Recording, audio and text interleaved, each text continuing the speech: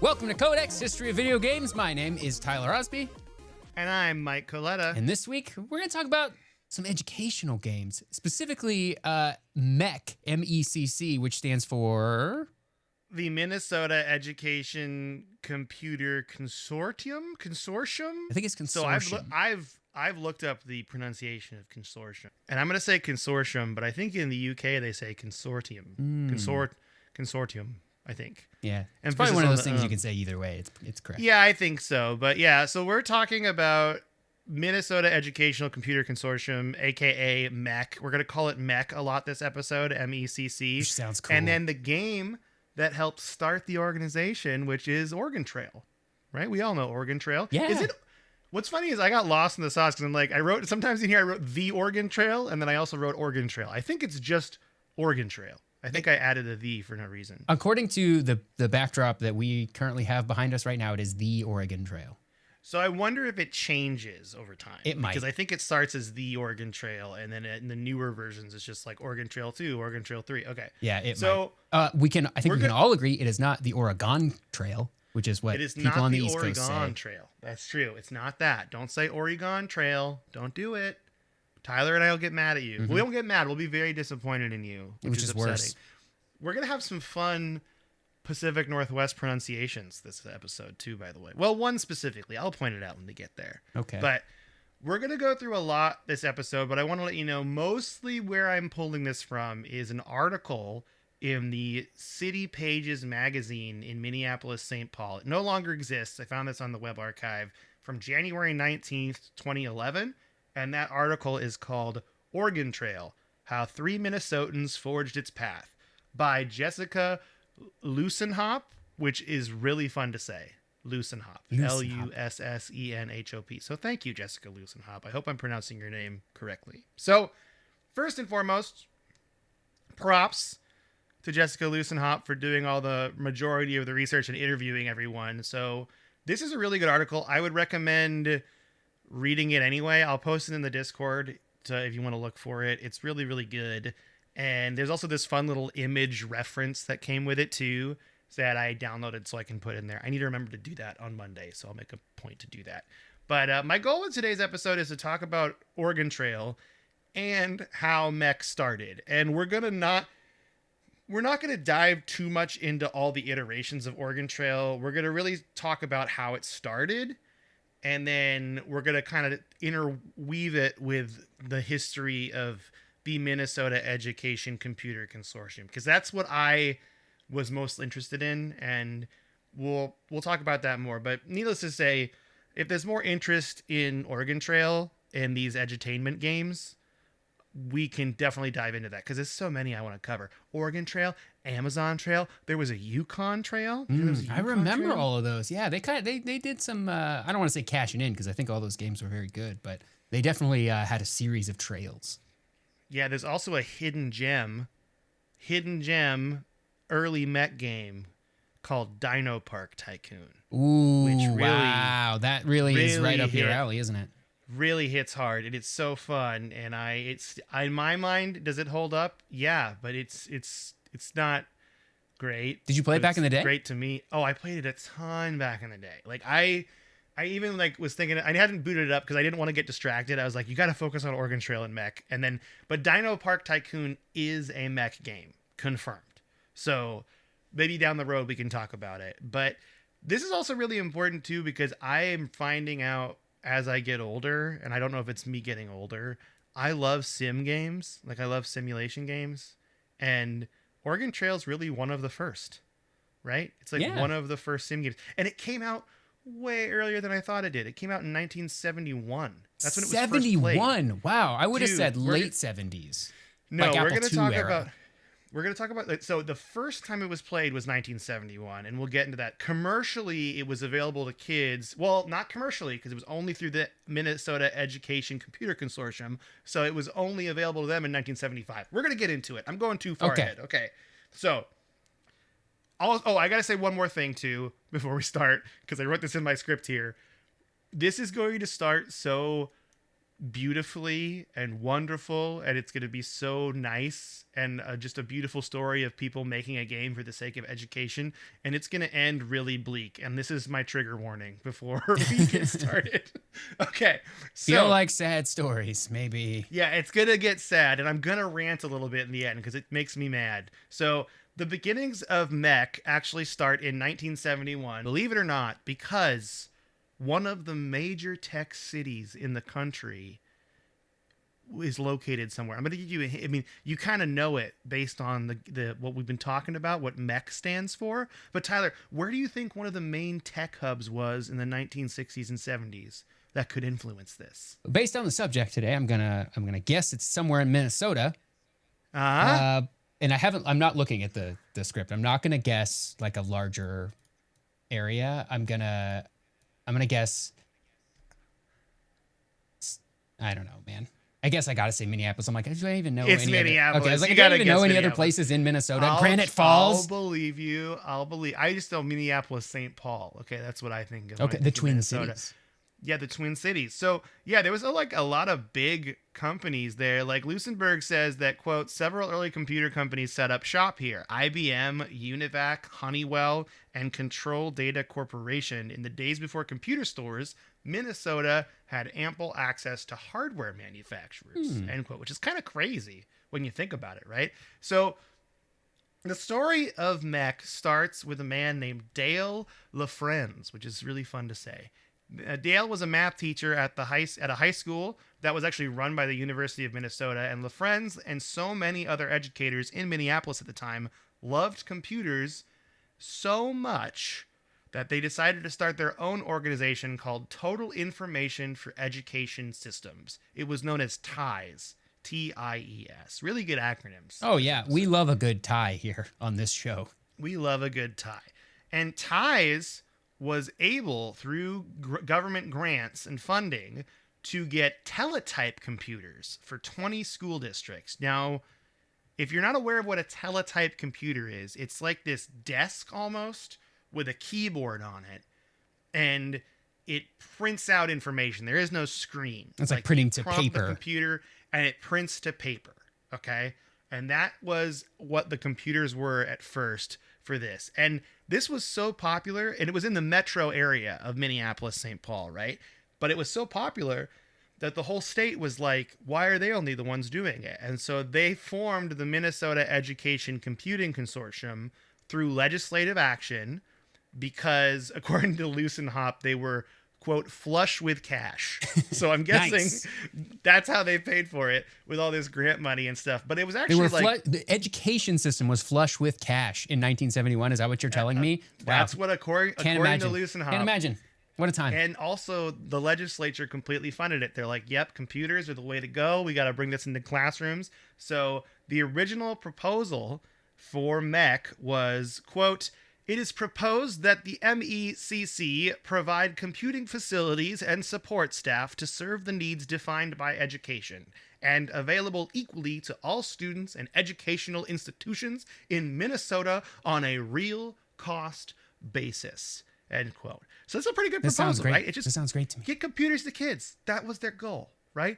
And they really hit that goal. MECC was born in 1973, and it included representatives from every level of education in all 435 school districts. So we're talking K through 12, we're talking community colleges, we're talking colleges, I think they mentioned, what was the other one? I mean, maybe even Just like every public school in Minnesota? yeah.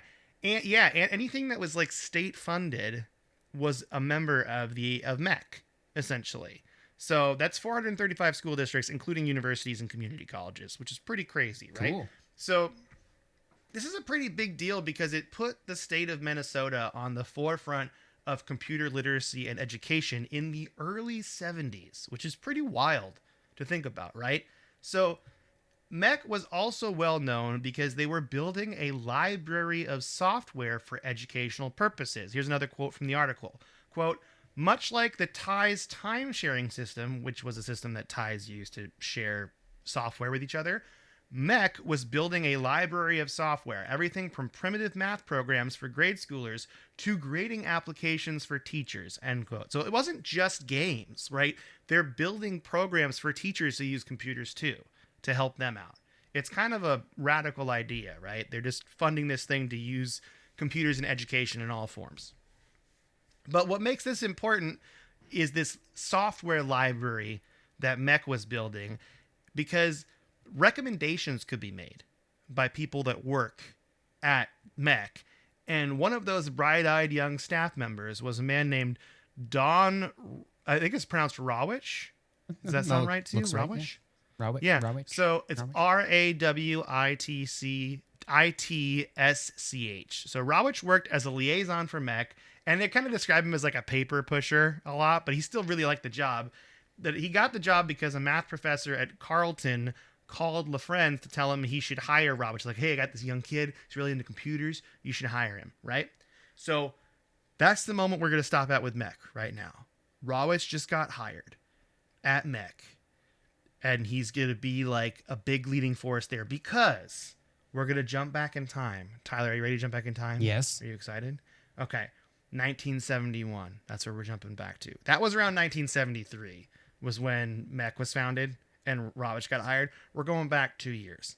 So Don Rawich was showing his two roommates at the time, Bill Heineman and Paul Dillenberger, his new board game he cooked up to teach his Western expansion unit to this generally unimpressed high school students in a poorer neighborhood of Minneapolis. So the story goes that he was working as a student teacher, like a first year teacher.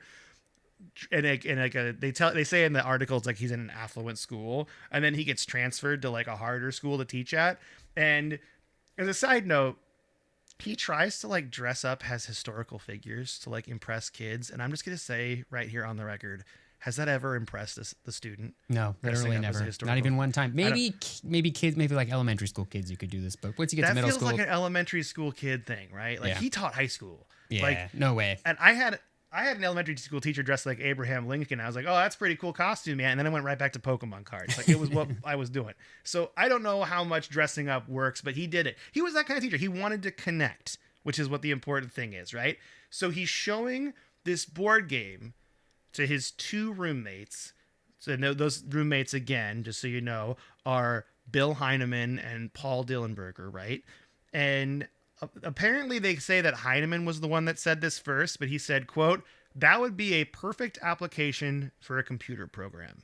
And that's exactly what happened. So here's a quote from the article here. Quote, "Dillenberger and Heineman had each taken a few computer programming classes at Carleton and began volleying ideas back and forth for how to digitize the board game. Instead of rolling dice, players could select one of three speeds for their ox to travel at. Instead of drawing cards, the program would select misfortunes, a lost ox, an ambush, a deathly illness. A couple of simple formulas dictated the weather based on the time of the year," end quote. So you can kind of already see here, the wheels are turning, if you'll forgive my wagon pun, right? We're doing it. We're making the Oregon Trail game that we all know and love. Should I explain the Oregon Trail game? I guess I didn't do that. Yeah, it's worth like a TLDR of what the Oregon Trail is. Yeah, so the TLDR of Oregon Trail it's a simulation game where you start in, I think it's Independence, Missouri. Is that correct? And then your goal is to make it to the Willamette Valley in Oregon. Right? In the mid 1800s, right? In the mid 1800s, right? You're trying to immigrate to Oregon. That's what your goal is, right? Manifest destiny. Western expansion. Yep, manifest destiny. Western expansion. All those horrible historical things you learn about in high school AP US history. So you do that, and then throughout the course of your journey, you run into misfortunes. The coolest part to me about the game was you could like prepare, so you could bring a certain amount of food or spare axles or all this stuff. So it was really, and you could pick like a profession that would determine, there was a lot of weird like role play stuff going on. And then you could also name your family. Yeah, it's pretty fun. You get to name all the people in your family, and you could lose them on the way. Like people that like you died of dysentery meme is real. Oh, like that happened in the game. Snake bite. Yeah, I mean, it happened dysentery. in real life, but it happened in the game too. Yeah, so that was the game, and it was just a game that you would play I played it in elementary school, and also the hunting mini game, but I played Oregon Trail 2. Yeah, the hunting mini game was like later on in like the Macintosh version, the original. I don't think had that. So what happened is they all are talking about this game, right? And they're like, this would make a good game. And then RoccoW told the guys, like, hey, if you want to make the game, you can make the game, but I need it by next Friday. And then sure enough, they built the game Oregon Trail. The first iteration of Oregon Trail was built in 2 weeks. Wow. And here's how the article describes it. For the next 2 weeks, Dillenberger and Heinemann spent each night wedged into a tiny computer office, a former janitor's closet at Bryant Junior High School, tapping code into a teletype machine. The teletype was a screenless electromechanical typewriter connected via telephone to a mainframe computer that would issue prompts, receive commands, and run primitive programs. Wow. With no monitor, the original version of Oregon Trail was played by answering prompts that printed out on a roll of paper at 10 characters per second. The teletype spat out, quote, how much do you want to spend on your oxen team? Or do you want to eat 1, poorly, 2, moderately, or 3, well? Students typed in the numerical responses, then the program chugged through a few basic formulas and spat out the next prompt along with the status update, end quote. So that's the book's explanation of the first Oregon Trail game. There were some other fun quirks with it, though, too, on the teletype version. So hunting was like really... You really had to play pretend with hunting because what would happen is it wasn't a point and shoot game. What would happen is the teletype would write back bang, B-A-N-G, and then the user had to type bang accurately and quickly. And if you did it right, you got your quarry. You had to be like really fast on the teletype. Yeah, That's it was cool. Almost like a typing mini game to do it, which is kind of funny. Teaching kids to type is good too. Exactly. So once players reached the Willamette Valley, Heinemann then programmed a little bell inside the teletype to ring to let you know you made it. So that's it. That's the very version of the teletype Oregon Trail. The first roguelike Trail. The first true roguelike, right? Actually, when did Rogue come out? Oh, that's a good point. 1980. So yeah, this predates Rogue. Kind of the first roguelike. Mm-hmm. Yeah. So what's really cool is we have a date, like an actual start date. The first time the game was played in a classroom was December 3rd, 1971. Cool. And it was in RoccoW's history class. He wheeled the school's machine into the classroom and turned it on as the class watched, like, what's going on. And then this is the funniest part to me. He had to divide them into teams, and they all had paper maps because there's no screen. There's no graphics in this, yeah. And they had to take turns playing the game. So with one teletype, each group had to wait up to a half hour for their turn. There was also some bugs reported. So, for example, you could enter negative amounts of money and it would add to your bank. And then sometimes it said the date was October 0, 1848. So there was some bug reports, some early bug reports in the game. RoccoW notes, though, how the kids instantly clicked and made their own teams with strategies. And this is from the article. This is actually his words in the article. Quote, they loved it, he remembers. The person who was good at the map kept track of where they were. The person who was good at math kept track of the money. They formed a little collaborative. Now, here's the crazy part. And this is something I'm reading this from the article here. When the semester ended, however, RoccoW went in and deleted the program. Oregon Trail went dark. He printed out the code, hundreds and hundreds of lines of it, on a long roll of yellow computer paper, rolled it up, and took it home. That's how you saved a program in those days. You just print it out. Right? You're just going to have to type it in again later. So he just took it and shoved it in a drawer. He deleted the game, printed it out on paper, and put it in a drawer somewhere. That's the level of technology we're working with right now. That's awesome. I can never complain about manually saving ever again. I can't complain about it because I could I'm not printing out my game to save it, or I'm not printing out the program to save it. Okay, so after that brief aside now, we're going to jump back to when RoccoW is hired by Dale LaFrenz at the new upstart organization MECC. And RoccoW asked the folks at MECC, like, hey, do you guys need new computer programs? And they said, yeah, we need like literally anything because we need to build a library of software. So RoccoW went home, and this is how I picture it. He like went to the drawer the paper was in, and he opened it up, and it glowed like Zelda out as he opened it. And then he pulled out this piece of yellow computer paper that had the Oregon Trail code on it, and he got to work. And I should also note that he got Heinemann and Dillenberger's blessing on this. Like, it was okay for him to do this. He double checked with them first. So they were all for him rehashing the game. And then Thanksgiving weekend of 1974, so this is 3 years after the game, like almost. So 51 years ago from today, I suppose. Yeah, technically. We should have done this episode last year. That would have been the 50th anniversary. Yeah, it's crazy. yeah. So Rawitsch began to type out the code on the teletype, and he made some new changes to the game. And this is pretty cool. So specifically, he went through and read actual settler journals to like calculate the percentages of how often these events would happen. Like, how often would someone get sick? How often would someone die? How often would they run into like native tribes helping them? How often would they run out of water or food? Like, he categorized it and then did the percentages based on these journals and then put those percentages into the game. Wow. So it was as realistic as possible. That's really cool. So it is really cool. It's an amazing feat. And then Oregon Trail was available to students statewide now through the Minnesota Education Computer Consortium, and the game was accessed thousands of times a month. So this is not even retail. This is like students are going to their teletype machines and just playing the game. I want one of these. I want a teletype machine. I wonder if you could rig something up and like maybe connect it to something more modern. There's a project in here. I'm thinking about it. There is. And I mean, honestly, it made me think too, because I was like, okay, the teletype's not technically a computer. The teletype is your way of communicating with the computer that's accessed through a phone. In another somewhere building else. or because the computer is probably the size of a room. Yeah, realistically.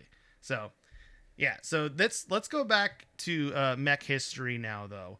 In 1978, we saw MECC open up the bidding process to update to a new kind of computer for the schools. Right, they got to get rid of these teletypes. They're getting outdated.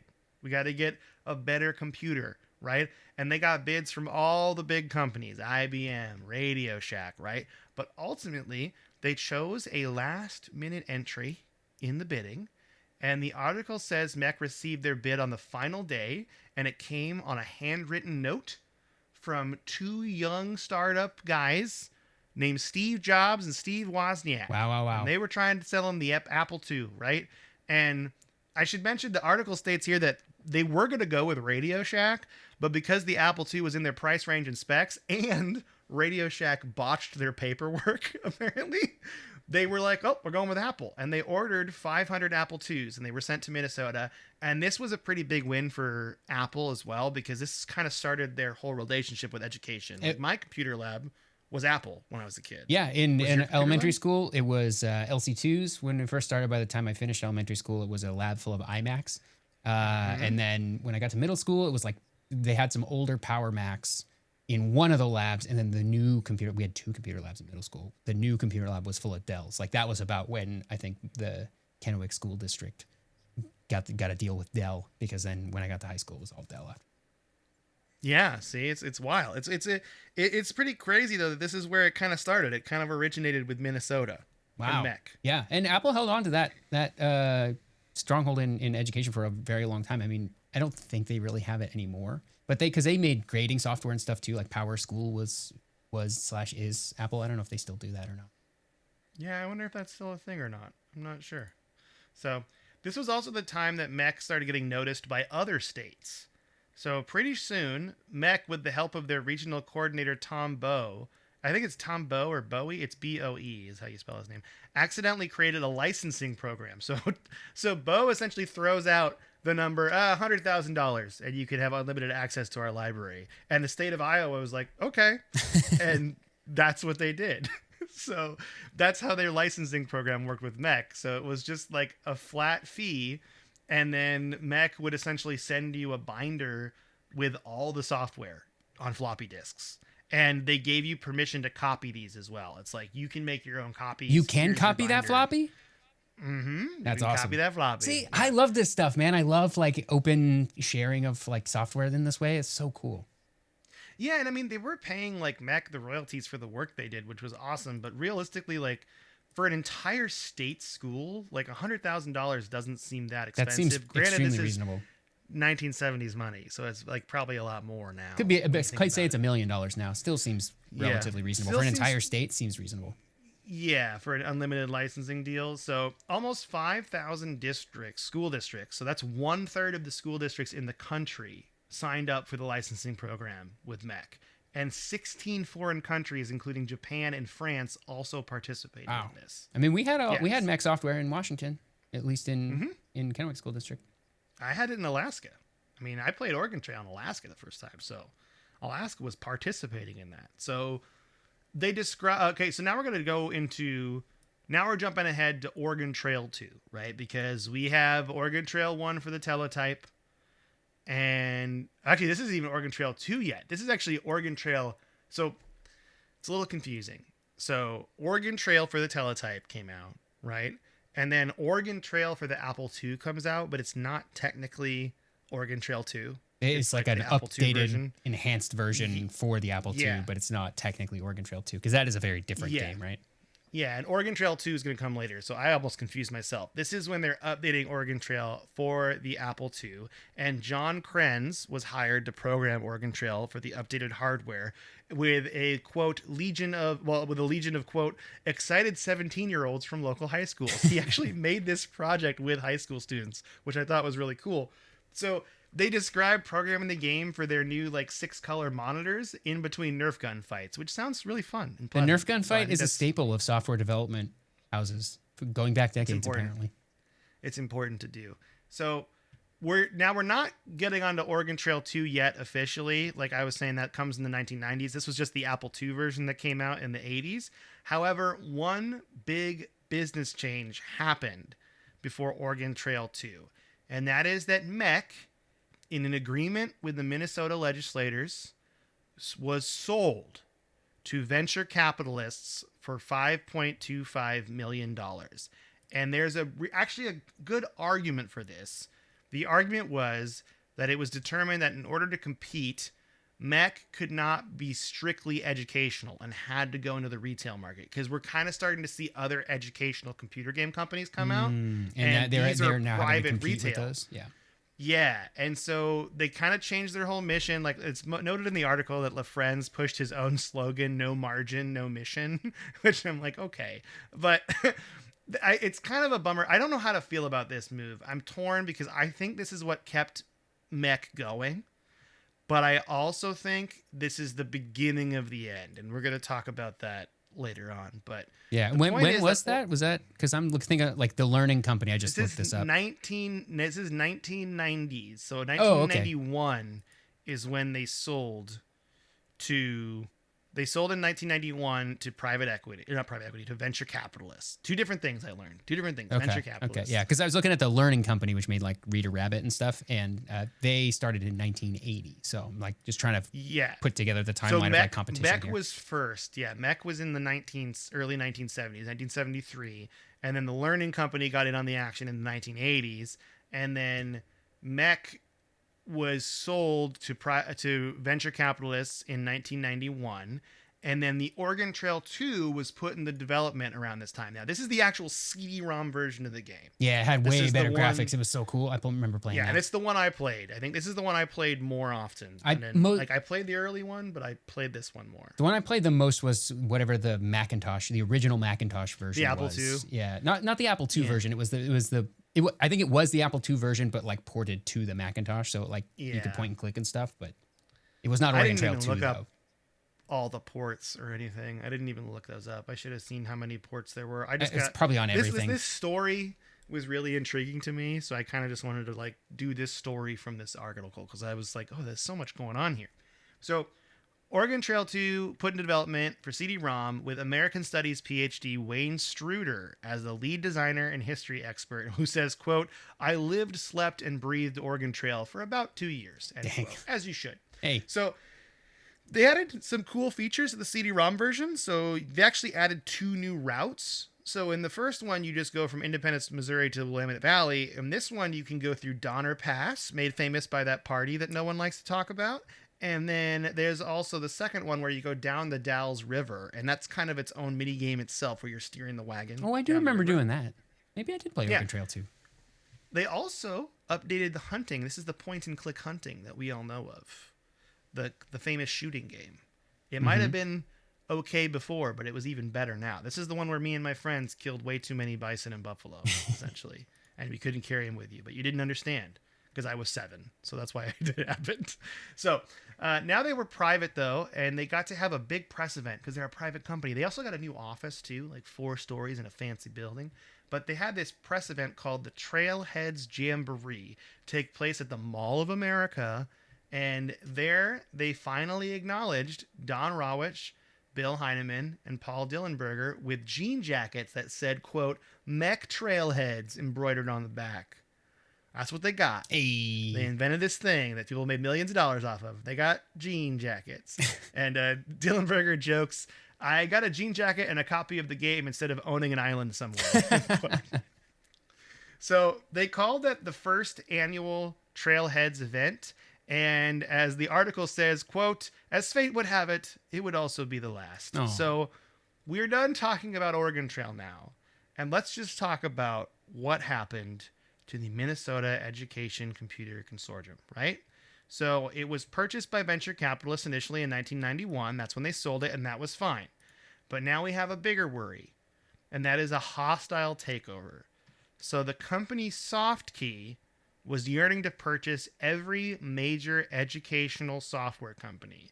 They were already looking at the Learning Company and Broderbund, but I think that's how you say that. I think so too. BRO, yeah, with the little cross and through the O. Now they had their eyes set on MECC, and it turns out they ended up buying all 3, but how they bought them is important. So MECC ended up selling to SoftKey for $370 million. Meanwhile, SoftKey took the Learning Company and Broderbund in a hostile stock buy-up. So they actually hostilely took them over. They really Wall Hostility? Streeted them. They really Wolf of Wall Streeted these companies. And these are educational computer companies for kids. Reader Rabbit got hijacked by SoftKey. Reader Rabbit. Also, we're going to talk about this guy a little bit later, but if you want to know who runs SoftKey, it's a dude named Kevin O'Leary. You might know that name from the show Shark Tank. I'm mad about it. We'll continue to get back to that later. So it's pretty much all downhill from here, though. The games stopped being about educational programming and more about financials. Waves of layoffs ensued in the Minnesota offices until Lucenhop notes, quote, Tombow was the last team there as they released the 4th edition of Oregon Trail with 3D video content, fishing, and plant gathering minigames. The Mike Coletta version with fishing minigame. Yeah, with fishing minigame. You got to have it. So, actually, that was actually my own writing. I didn't even quote that. Here's the quote from the article. Once the game had shipped, project leader Mike Palmquist was the last one out. After carrying stacks of Oregon Trail manuals, CDs, and other paraphernalia to his car, he personally shut off the lights and locked the doors.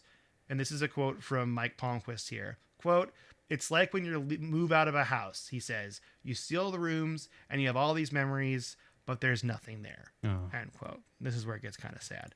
So, in the aftermath of our heroic Minnesotans leaving MECC for good, the Learning Company was then acquired. Oh, I should also mention this. So SoftKey bought MECC, they bought the Learning Company, they bought Broderbund, and then they all merged them and used the Learning Company's name. So they didn't even get So now all 3 companies are now known as Learning Company, right? And they were then acquired by Mattel, the toy company, for $3.5 billion. Now, Sheesh. I guess this is a pretty famous flop in the financial world. It's pretty well known because the shareholders actually sued Mattel for this decision and won $122 million from Mattel. Apparently, they lost $1 million on the first day after the acquisition. They had all these games and they couldn't do anything with them. And Jill Barad, I think it's Barad, B-A-R-A-D, was fired for the deal. They were the CEO at the time, and they got fired. But now we're going to end with my rant on how much I hate this. Okay, are you ready, Tyler? Go. Ready? So this is so stupid to me because, as I said, the guy who caused this, the guy at SoftKey, the Shark Tank guy, left the board after he made this deal happen and then became the Shark Tank guy. He just destroyed this educational company of software and then started a TV show. And Bo even says, quote, they created a nice balance sheet. In reality, they ended up with boxes of aging software. They didn't do anything with this stuff. They just bought it, thought it was worth a lot of money, then didn't do anything with it, and then it just all died. And in the end, I think capitalism killed MECC. That's what I'm going to say. I don't think them going retail and private in 1991 was the worst, but I definitely think it was the beginning of the end, right? And do I know how to fix it? No, I don't know how to fix it. Sounds like it's I don't broken. know if they could have done better. Sounds like it's beyond fixing at this point. It's just gone. It seems like a systemic issue, right? It does. And we still see Oregon Trail. Like, there's a phone version of Oregon Trail. Like, I'm sure the licensing for all these games are, like, floating around in the ether somewhere, right? But it's just so sad because, like, one, all three founders of Oregon Trail, like, they don't care they didn't make money. There's a quote in the thing being like, oh, yeah, here's a quote. Quote, and to your next question, does that bother you, says Rawish Riley. I think the three of us would answer in unison no. Like, they don't care that they didn't just make wanted money to make a game for kids. Yeah, they were just trying to be better teachers. Yeah. Like, that's why they did it. So, like, I don't know. I think the thing to take away, if you're gonna take a positive thing away from this, because I'm still upset about it, is that Don Rawich, Bill Heineman, and Paul Dillenberger are the true heroes because they changed education forever. And if there's one thing I want people to take away from it, it's that the teachers were the ones that invented this for the sole purpose of trying to connect with their students. Like, that's how Oregon Trail started, is he was just trying to find a way to connect with his students, and he made this game, and it was a huge hit. And that's the important takeaway from the story. I should also mention that you should read this article. It's a really good article. I'll post it in the Discord. I might even post it tonight because then I don't forget. And then, like, I skipped some parts about Rawich's early life and, like, what happened to him in the interim between, like, being a teacher and going into work at MECC. And it's the Vietnam War is what happened. But, like, so there's some stuff going on in his life there that I kind of skipped over because I didn't want to just, like, read the article verbatim on here. And I did jump through a lot of stuff. Like, I skipped quite a bit of stuff to give us our little TLDR here. But the main takeaway from this is that the teachers were the ones that designed it, and it was a really, really good idea.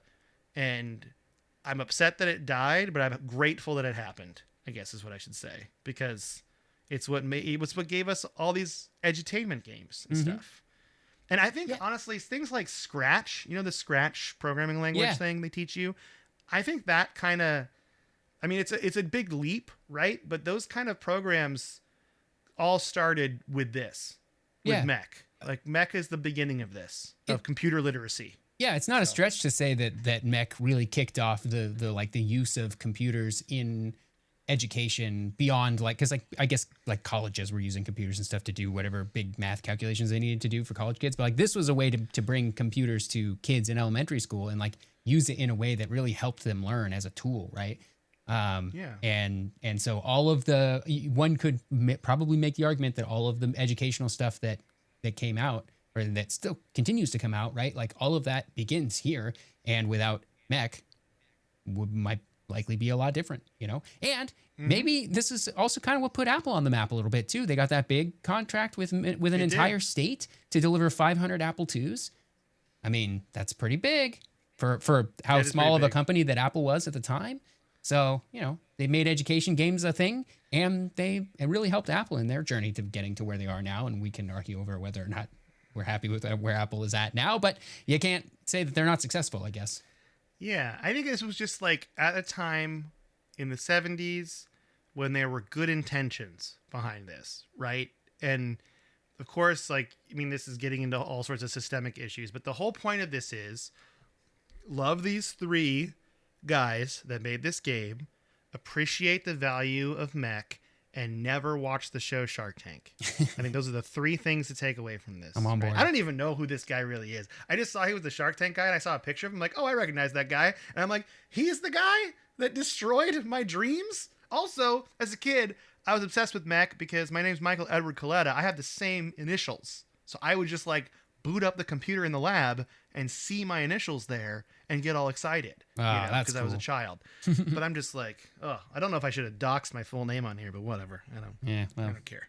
It's worth it. It's probably not that hard to find out. If somebody were determined, they could figure it out. I don't get the Shark Tank guy though, man. It just, But that's business, I guess. I don't know. We're not a capitalism podcast, but this is definitely a different. I think this is a different kind of story, right? Because we've talked about the business of video games quite a bit, and it's usually like the whole like sell the razors, no sell the razors for a loss, so you can sell the blades and all that kind of stuff that we went through. This is like not a rare story, but it's a story that we see often, I think, where people are just buying other people out. Like the hostile takeover for the Learning Company in Broderbund, they had zero control over that. Yeah. Like they said no, and it's just like, nope. Well, you're a publicly traded company. We bought all your stock. Tough. Like it's just, yeah, it's What are you just gonna dicey. do? What are you gonna do? But there's some other really good mech games out there, though. I encourage you to play them too, because I think if you go online, you can usually find these in browser now. So you could play the old Oregon Trail. You could play Dino Park Tycoon. You could play all these older mech games, and you could even play some Learning Company games like Reader Rabbit. I played Reader Rabbit. Math Blaster. Did you ever play Math Blaster? Yeah, that was Davidson, right? Davidson and Associates. Mm-hmm. Yep. Yeah, so there's a lot of these cool educational games, but you should definitely try these out. And with that, Tyler, what you been playing? Well, I'm on the final boss of Final Fantasy Tactics, the Evil East Chronicles. It is at the end of a long chain of battles, and while I can restart this battle over and over again, if I were to leave this chain of battles, I would have to start them all over from the beginning and also lose all of the experience points I've gained from these. Like I'm like 5 battles deep now, and I think I'm not strong enough to beat the last boss, and I think I'm gonna have to bail out. And then I've seriously spent like 5 or 6 hours on these fights. That is just gonna be worthless to me, and because I got to go like level grind, which is going to be real. It's a real bummer. Also, super bummer because I have this game on easy mode. So either I'm very bad or easy mode is like overtuned or there's a bug that it's not actually set to easy mode or something, because I am getting smashed in this game. Yeah. And I don't think that's a bummer. I don't think I'm so bad at it that I can't even win on easy mode, you know? Yeah, something's going on maybe. It's like my Final Fantasy VIII woes where I just out difficulted myself. Yeah. Or something. Yeah, maybe there's some switches like, "Oh, you haven't been using this this feature that's in the game. There's a whole set of like equipment that I'm like not using or something like that, where it's like, "Oh, well, maybe if you put on all the hats in your inventory, you would have been fine." But I don't think there's anything going on like that, so I don't know. You're like, I don't want to put on more hats. Yeah, I got enough hats. I got so many hats. But so that's the only game you've been playing hard? Yeah, that's really the only game I've been playing hard. I'm trying to think if there's anything else. No. Oh, Luminous Arise, which is like the. You love Luminous. Yep, and it's Tetris Effect, but Luminous, same people, same idea. Luminous always kind of was a little bit Tetris Effecty in just even from the beginning in its PSP days, but this is it's great. I love it. So I play that like as a kind of a wind down before I go to bed, and yeah, that's kind of all I've been playing. What about you? What have you been playing, Mike? Oh man, I've been playing Battlefield 6. I've even been playing some of like the newer modes, like trying them out. They're pretty fun. Yeah. There's this mode called Sabotage where you got to just blow up stuff. Like there's like you have to defend this equipment that people can just blow up with like rocket launchers or bullets or whatever, and it's pretty fun. There's also a new map that's like a golf course, and it reminds me a lot of when I lived in LA because it's like West Hollywood. It's what they made. Oh, it's pretty cool. It's kind of crazy actually. And then I guess it wouldn't be West Hollywood. It would be more like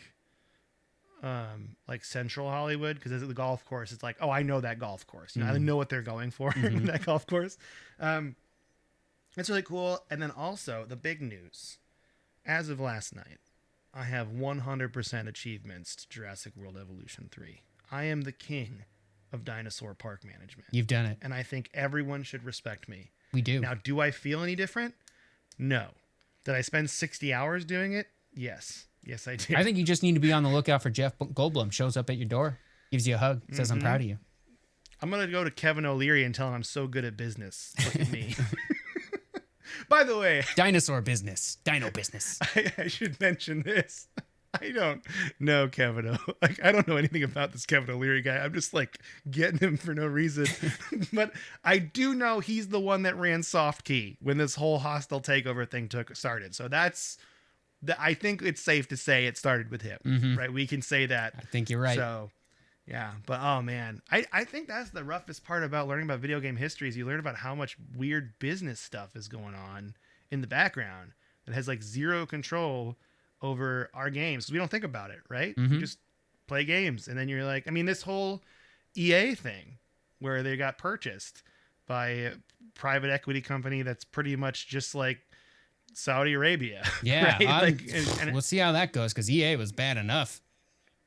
Yeah, man. People are like, are they going to make Mass Effect like 4 or wait? No, it'd be. I guess it would be 5. Yeah, it would be Mass Effect 4.